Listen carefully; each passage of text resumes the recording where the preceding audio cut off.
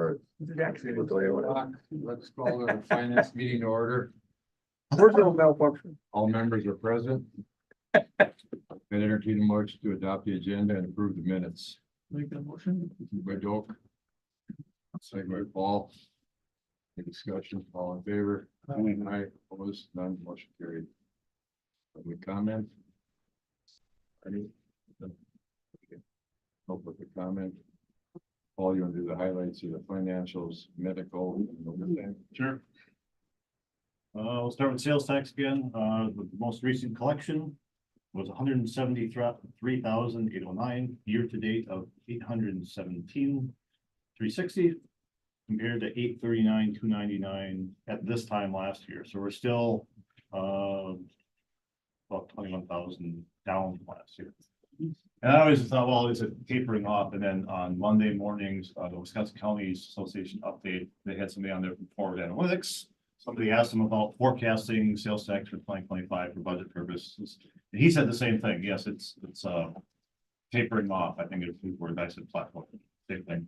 And so they're trying to figure out what that means for 2025. I just want to look where we're headed to 2024. So we're still on pace for a little over 1.6 million, 1.634 if we use the existing 6 months. But I do know that the next 6 months, our highest month or two is in there.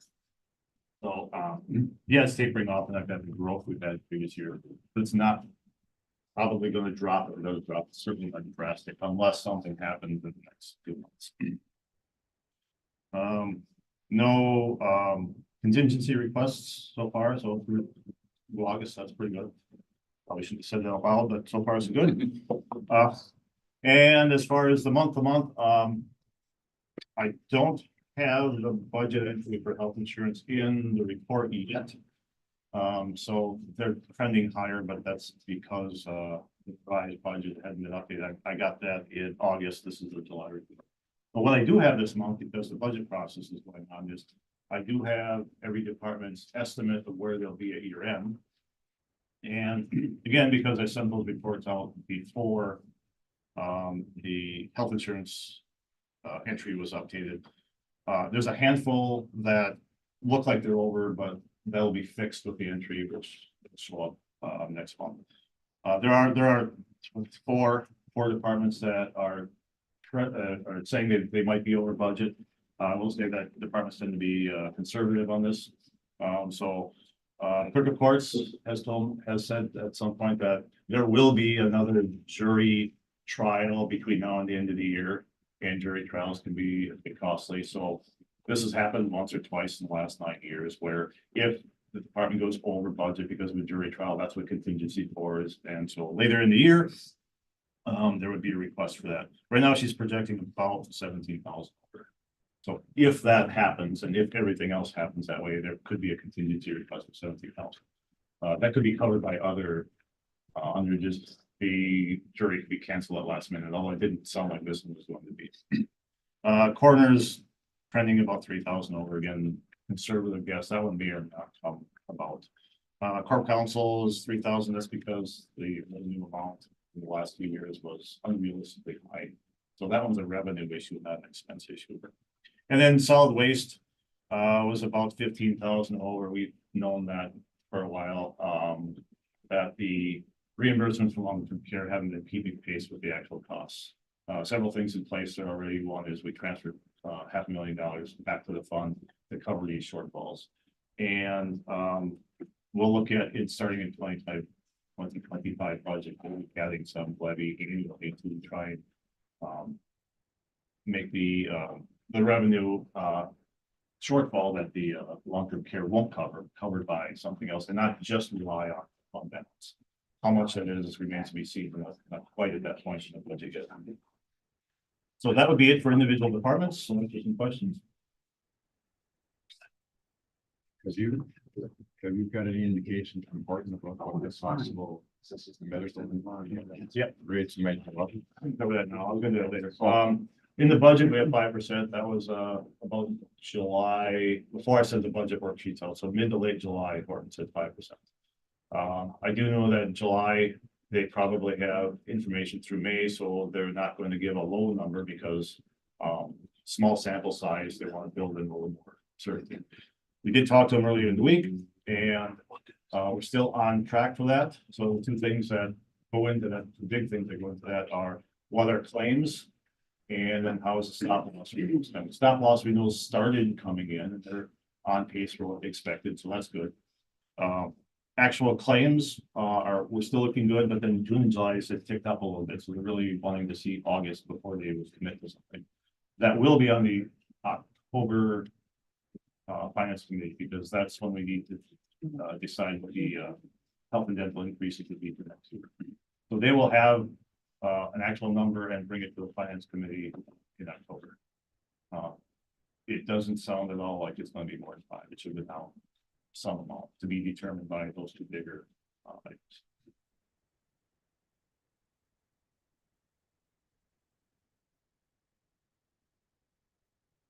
And staying on the subject of health and dental, we can see through July, or actually 97% year to date. July was a bigger amount. There was one claim in there for 115,000, which puts us that one claim at the top of the high claims list, and stop loss kicked in immediately. I don't know what it is. That one apparently was kind of a surprise. I didn't know that one was coming. That was all at once. But stop loss will cover that. Dental also at 95%, trending along just fine. Pretty typical for this time of the year. Any questions about health and dental? I do want to circle back to why those reports are in there each month. The question came up a month or two ago, and again at the county board. If we go back a number of years, health insurance in particular, not so much dental, was a little more volatile, and when that increased, that was a real strain on the budget within a year and from year to year for renewals. So this was information out to say, here's how we're doing as the year goes on, so we're not surprised in October we say, oh, by the way, it's a 15% increase. The highest increase I remember from the last 9 years was a 10% increase one year. And recently it's been lower than that, zeros in some years, it's 5. This year it's projected at 5, possibly lower. So that's in there to give a heads up on what's coming, because health insurance can be a little more unpredictable. One time in Manitowoc, we had a 26% renewal. That was a killer. That was hard to. Does the this last page, which we don't ever talk about, Oh, yes. is there a score on there you can like give a perspective in month to month or something, or how do we read that? You'd have to look at the previous one. I have a worksheet where I plug in the 3 subtotals on here. I say, where are we compared to the previous month? It really doesn't meet much month to month. So where were we as compared to last year? And it's trending up a little bit like the claims are. But it's not outrageous. It'll go up and down a little bit. And the reason I do that is at year end, I have to book that entry because that's an expense for the current year. And if that would go way off the charts, up or down, then I'd be mentioning it here. Sure. From that one report, unless you see the other ones, you don't see the trend. That number doesn't mean much. Well, this one, the other ones really are helpful to me. Yeah. To see the month to month and then see how we're doing for the year. I like to see those every month. Yeah, the medical one in particular, you see where we are month to month, and then what they added like a year or two ago on the bottom was where we finished up. On the other years, yeah. That's very that's useful. a good gauge. I've always wondered about this other page. So. If it's not I can't, useful, well, I don't know what other people do with it, but I can't make any sense of it, so. okay. That could be one of those things that will, if it gets out of its usual bumps up and down, I'll bring it up, but maybe not include that page. If it's not useful to anybody. Unless you show it, and you'd have to do something special with it, show a trend for it. Yeah, we'd have to start Yeah, adding on right. to it. Any questions on health and dental? When you say 5% increase, and you're seeing, we're actually trending a little lower in both cases. 5% is premium increase, or is it their administrative costs? Because we're self-insured and they provided Everything rolled into one, so administrative, probably not so much, but it's the claims and the stop loss that drive that. Okay. So if stop loss goes up, even if claims don't, well, one kind of drives the other. Yep. It's the total package of, here's what our costs are projected to be, how much we have to increase premiums to cover those. So the 5% you're talking about is but you're saying Yeah, expect premiums are probably gonna go up. 5%. Yeah. Or less, whatever comes up to. Overtime, I don't have anything to add individually other than this is for August. August did have 3 pay periods. As far as overtime, these were all rolled into your department's year end, right? Their predictions. Yes, So really, the 4 that are here are the only ones that, with all this overtime, that are really gonna go over. Yeah. and everything. sheriff's a good example. of that. Yes, overtime is over, but because of their staffing issues, regular and health insurance in particular are under, and those tend to offset each other.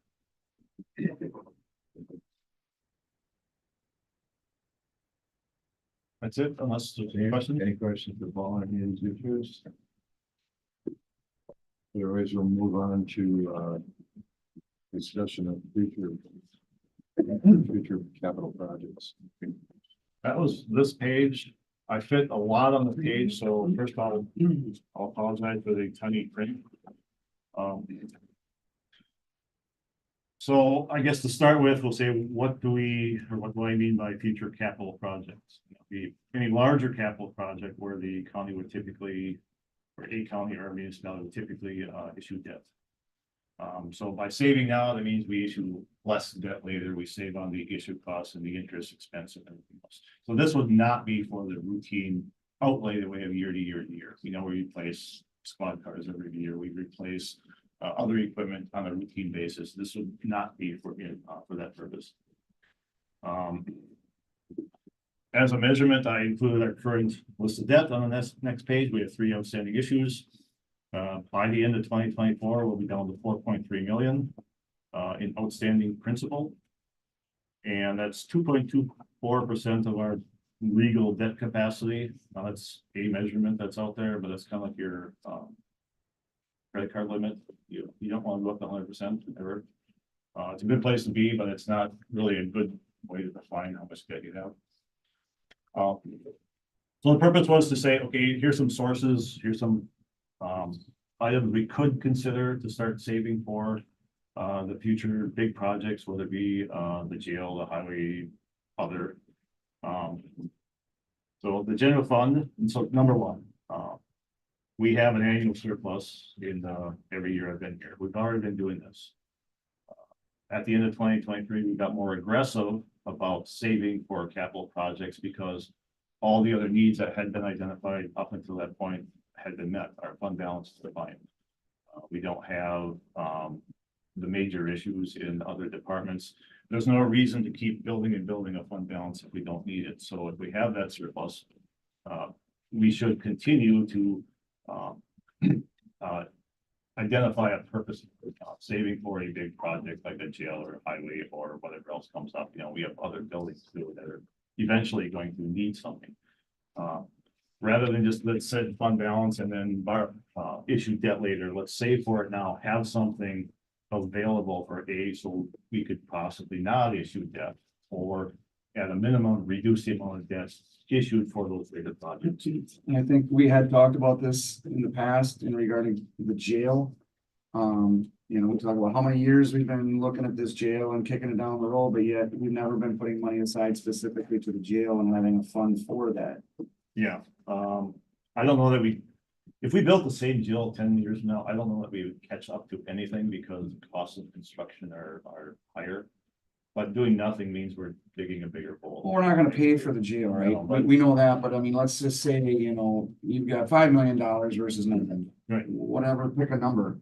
That's at least a start. That's at least putting But- money towards the project that is inevitable. Yeah, 5 million you'll have to borrow later. Yeah.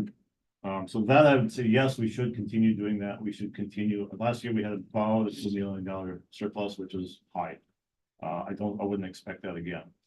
But we put almost all of that $2 million surplus somewhere, most of that being to capital projects. Yes, we should continue to do that. The process we go through says, are there other needs? Like if our fund balance is dropped for some reason, we take care of that first. Everything else should go to the capital projects and set aside because we know they're coming up. Let's save for them now. So I would recommend, yes, we keep doing that at the same level, same mentality we had at the end of 2023. The second item is, second and third items are loans from Doug Tessel, the repayments. The second loan, which was originally 2.2 million for, the fiber, the annual payments are about 222,000. The first three payments were already identified as to be, part of the jail funding that was voted on in 2022 for a jail that we're now not building, but they'll continue to go there because that was still in place. I would suggest that the remaining 9 payments also go towards future capital projects, and we just continue to do that. That can happen in the annual budget process. So 2025 is the third payment that's got to go there. 2026 and beyond, we could and probably should continue doing that. Well, again, I would recommend that we keep doing that. No action needs to be taken, actually, any of this because it would be handled through the annual budget process. The first loan from Doug Tessel, 960,000 for the towers, actually came from the Economic Development Fund. And the source of that was the Dominion donations. So that one's a little less clear. I mean, we could put that towards capital projects. My suggestion would be take the interest, put that towards capital projects. Put the principal from that back to the Economic Development Fund. And when something is the decision's made for what we use an Economic Development Fund for, and there are other purposes for that. The next line down, broadband's one of them. And that's just for broadband, that would be a good source for that fits that purpose pretty well. But we have maintained the principle. We would take the extra earnings from that. We could put it to capital projects. We could leave it in the Economic Development Fund. It's probably a portion piece. It's money that's back in our pockets to use for something in the future. The rest of the Economic Development Fund, the board and committees have heard ideas here and there about things to do with it. Broadband, the one loan went out for broadband. It's funded the 40,000 for KCEDC. It funded our business loan program, which replaced the revolving loan program once the state pulled the plug on that. But there's been no conclusion as far as what to do with that money by the board. There have been ideas that have been tossed out that we're not in favor of. I know there's some posing questions or issues or ideas that were tossed out, but that didn't go anywhere. That one, I would say, the purpose of the Economic Development Fund is economic development, and the board would have to decide what that would be for. Broadband coming up, especially B grant and the potential matching requests that are coming. That would be a very good place for the bottom. So that one kind of has a purpose, and it's probably going to be in that direction. The unassigned fund balance in the general fund. So 2017 or 18 or so, we put a lot of work in saying we think Kewaunee County should have 25 to 35% in the general fund balance for cash flow and other reasons. The GFOA, the national GFOA, suggests a minimum of 15%. So we went through and did a fund by fund and overall analysis, said 25 to 35%. So we have one in place. We're well above that. We're actually around 62% as of this moment. So there's extra money. The flip side of that is that bond rating agencies in particular. I know I've shown them our fund balance policy and everything behind it every time we talk to them, and they look at it and then they compare us to everybody else. Well, everybody else is higher. So I know because we had a conversation with the rating person that the difference between increasing us by 1 step rather than 2 last time was because our fund balances were lower as compared to everybody else. Even though we went through all the work of establishing a fund balance policy, saying we only use this, their measurement looks different. So I hesitate to take anything out of there because if we're rated at or lower, because of that, well, now our interest rates go up, which means it costs more. So I guess my suggestion for that is know that we have it there for whatever purpose, but we'll probably leave that in place. That's about, I don't have it on here, but it's about 2.5 to 3 million more than what our policy says. So if we need it, it's there. So Paul, are they looking at the absolute balance or the percentage when they compare us to? Yeah, they compare. People keep higher than 62%. Yeah, I listened to a webinar. Seems crazy. It is, I think. I listened to a webinar, but again, National GFOA says no less than 15%, and they go on to say the biggest municipalities like Chicago could go down to 5. And then I listened to a webinar where they're promoting 40 or 50%, and they give a lot of good reasons. But they're talking about, well, we could have this, or this, or this, or this, so they add them all up. Well, this, and this are not all going to happen. But that's the argument used, okay, we don't need 60%. We went through the work, and 25 to 35% is still a good number. But I can't control what the outside looking in does. You just think we'd be at the top rating. You would, I mean, Yeah. that's a high 62 percent. versus the recommended 15. At the time, we weren't at 62, maybe we were at 45 or 50 or something, but it was still higher than our threshold. So I'm promoting, look, we've climbed out. We are here, we're good. I'm like, oh, but you don't have as much as somebody else. I still don't understand that, but Where are these communities that are? Yeah. Doing so well, yeah. Kewaunee? there was a nationwide comparison. Hopefully some municipalities similar in size to us, but they could be like across the nation.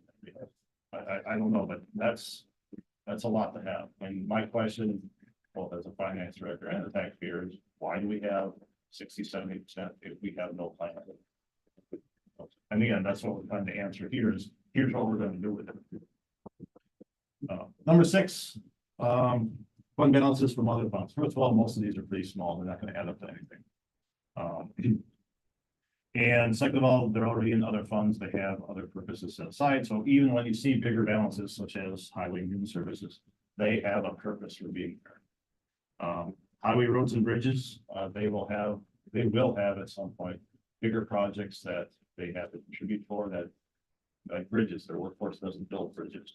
So they're gonna have to pay for that out of their budget, but they're also gonna have to keep their workforce busy. So we'll need a fund balance in there to help cover that stuff and keep the annual process moving. Human services as well, they were in the hole for quite a while, for years still, they've pulled their way out.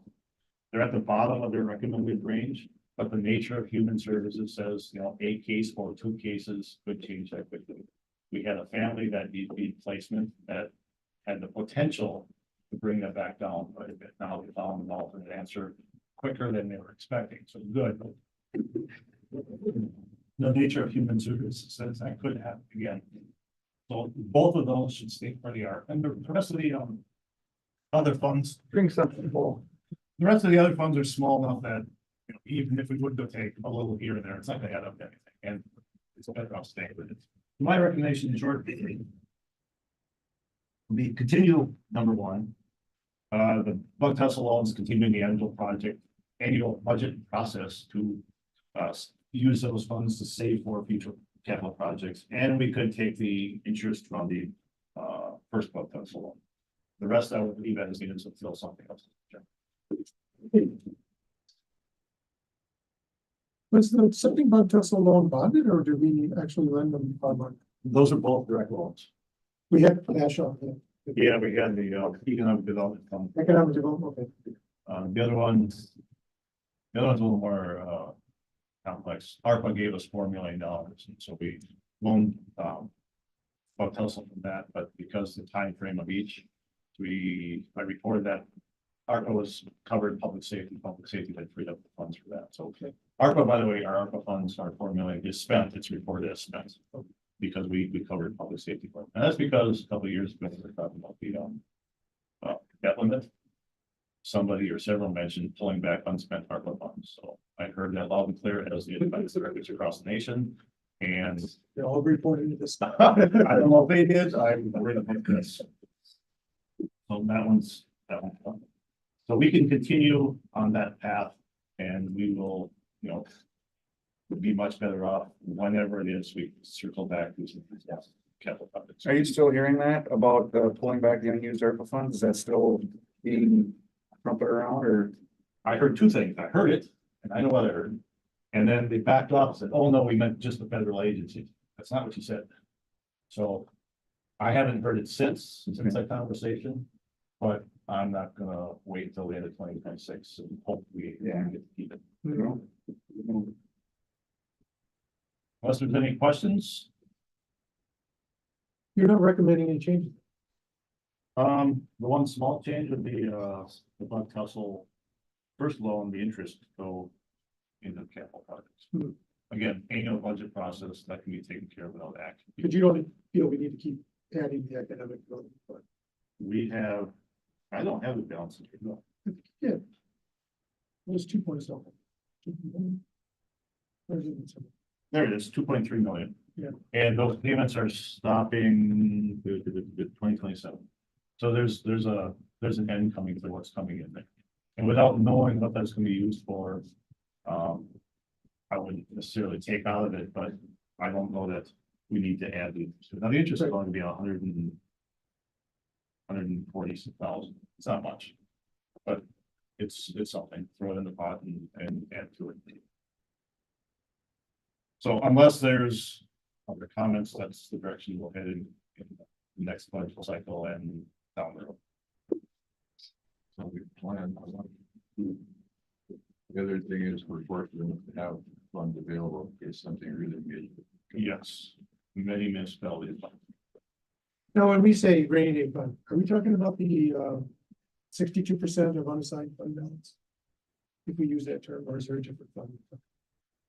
There's a lot of terms and it means a lot of different things. So I have actually an assigned fund, or sorry, committed fund balance. It says we have, say, $9 million in fund balance. 4 million or some amount is set aside specifically for this. So it's not in the unassigned, which is typically available. The 62% is what's available. That's for whatever we would need it for. By putting it aside, we're saying it's not available for other purposes. The board has a specific purpose in mind. So that 62% measures outside of it. So then this number wouldn't keep growing for. So it doesn't count like for the economic development fund. That would not be included in the 62. No, that's a separate fund of its own source of revenue, own purpose. There's still money available on hand. Yeah, it is. But isn't that? It has Which could be reassigned. Isn't that what a rainy day fund, not that we have a designated rainy day fund, but isn't that why they want that add there? For the unexpected expenses that come up? Yeah, but we've determined that 35% would be For efficient. things we think would happen. And we're at 60, so we can have a little extra. But that is separate from all these other things that have been formally set aside.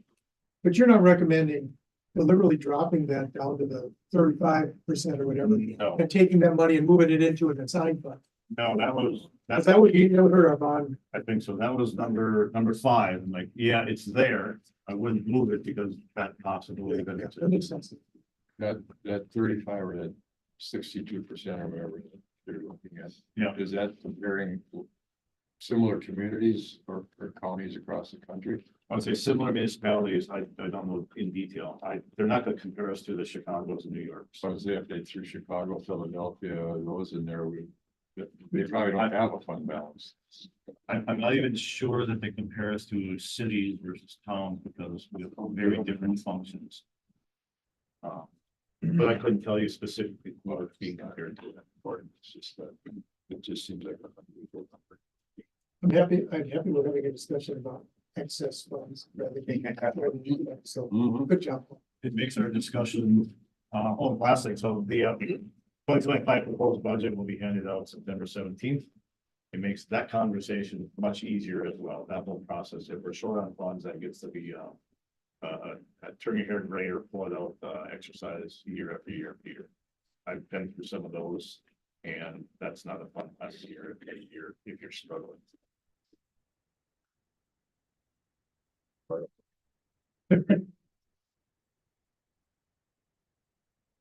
Anything else? Any questions or follow on this? Good job, Paul.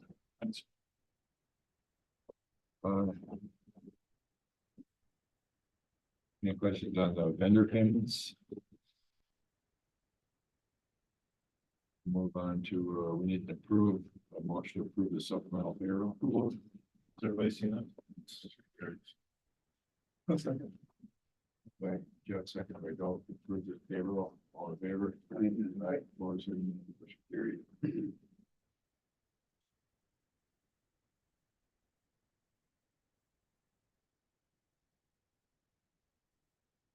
Any other matters come before the committee?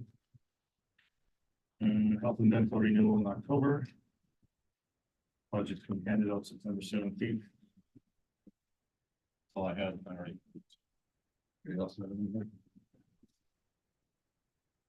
Otherwise, your next meeting date will be Friday, October 4th, 8 o'clock. With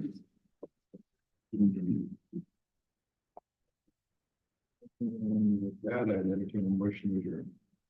Motion. No.